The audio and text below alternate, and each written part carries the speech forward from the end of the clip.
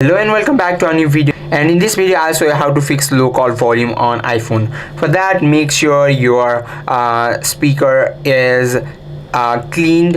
You might have skin oil, makeup and dust frequently clog the microscopic holes in the earpiece grill, muffling the sound significantly.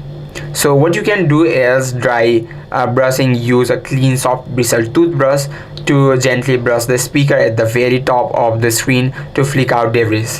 And another thing you can do is go to your local mobile store or mobile repair shop and ask them to clean the speaker, and they will deep clean with the alcohol there. What you can also do is go on your settings and then on accessibility, and there you need to find touch, and here you will see audio, and here you will see call audio, and there you will see call audio routine, and tap that, and